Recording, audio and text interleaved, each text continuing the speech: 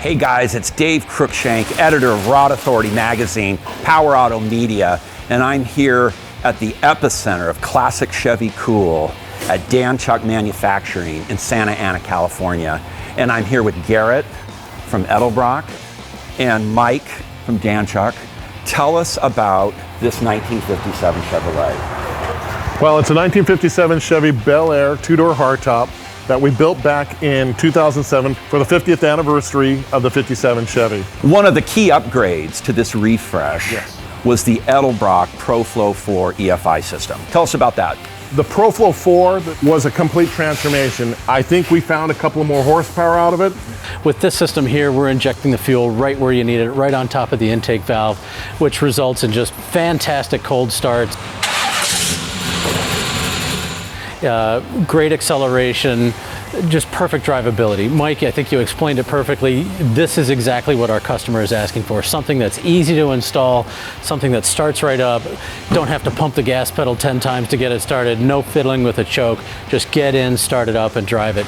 We've got over 40 applications for Pro-Flo 4 systems, and we've got everything from our legendary Victor style intake manifold to our XT style, which is like a mini tunnel ram with a front mounted throttle body. We even have applications for the LS engine, which is just a harness and an ECU, and you can buy the engine right out of a junkyard, put it on in a day, and have that thing up and running. How do you tune this thing? Awesome question. You know, a lot of people have been very hesitant about getting into EFI because they're afraid of laptop tuning. We've gotten rid of the laptop. Every EFI kit we sell comes with an Android tablet in the box, ready to go, loaded with our app. You can even use your own phone if you have an Android phone, download it from the store. We have a setup wizard. You go through, you answer some questions about your engine, and fire the thing off, set your base timing, set your idle, and you are ready to go.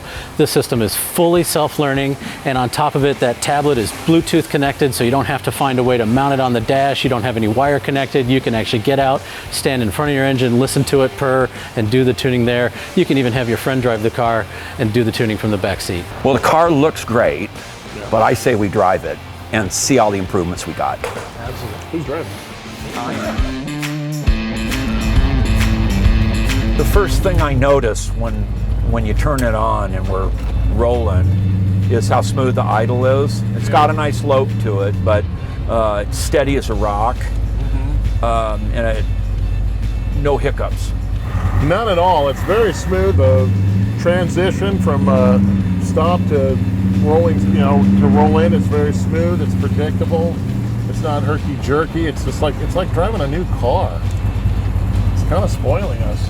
Absolutely. I'm back here in the back seat with our Android tablet here, running our e-tuner display. This is live. No wires connected to it. No laptop needed.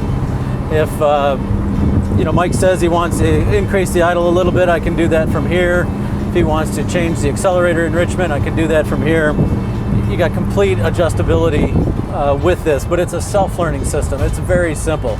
You don't need to be super smart about fuel injection or how it runs. You just need to answer a couple of questions to get it started, and from there it's very easy to make little adjustments to make it run even better.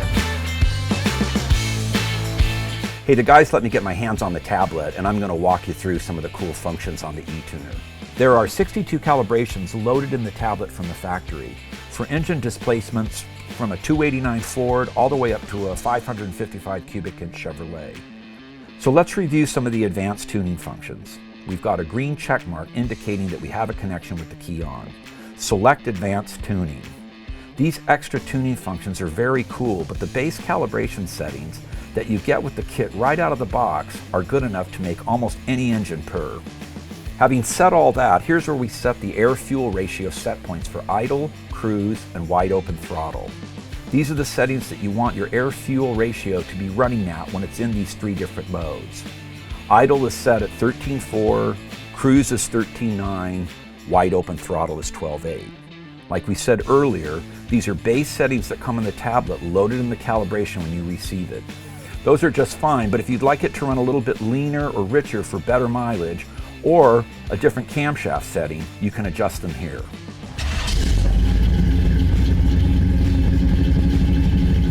Now we move to the idle tuning page. We can adjust the idle target here. We can move the idle up to around 1100 RPM or you can decrease it down to say 600, which wouldn't be necessary, but for our demonstration purpose, it shows you what range you can do. The idle valve is closing. We can go back to our set point of 750, and the IAC is around 12%. The system moves slowly, but that keeps a steady RPM. Then we move to cold start. We have a cold start enrichment. Again, the base calibration should be fine for cold start, but if you're having difficulties and you want to troubleshoot the cold start limit, this gives us the ability to globally change parameters up or down, or richer or leaner. At different water temperatures, you can adjust the coolant temperature up and down. So let's say it's not running quite as smooth at 51 to 75 degrees, but when it gets at 100 degrees, it's fine. You can individually adjust these breakpoints. Next, let's take a look at the on-off ECU options page. These on-off options are to troubleshoot. You have closed loop, self-learning, and idle control parameters. We have a rev limiter control here, but the base values run great in most every application here. You can adjust redline up or down, but for our specific engine combo here, we're going to go about 6,250 RPM. Next, you have spark control. If you can manually adjust a distributor, this page lets you do the exact same thing electronically without pulling the distributor. We can make small adjustments like 18 degrees at idle, start the advance at 1200 RPM, and when it reaches 3600, we can go to 38. Then we have the vacuum advance setting here, and you can go all the way up to 8 degrees. This is the digital page. It's very useful and shows you all the pages available and the indicators when your fans are turning off and on. Here's the gauge packages. A lot of people like the ability of low flow gauge monitors and to see what's going on. This has all the capabilities of a full laptop system, but Edelbrock has simplified it all into this app.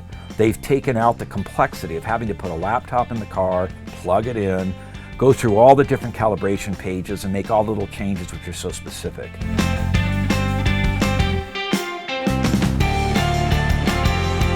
How long is installation time of the Pro-Flo for on average? I did mine in a weekend. Not bad. Not bad at all. Yeah. And that's removing the old fuel system, the old induction system. I already had a high pressure system, so that made it easy. Out of the box, this thing's going to run really well. In a day's worth of driving, it will tune itself to the point where it's going to run just like this baby does. And all you have to tell it is, what kind of camshaft do I have? How big is the engine? What's the firing order, whether it's a Chevy or a Ford or Mopar, Pontiac. And from there, it's going to choose the best calibration and it's going to start there.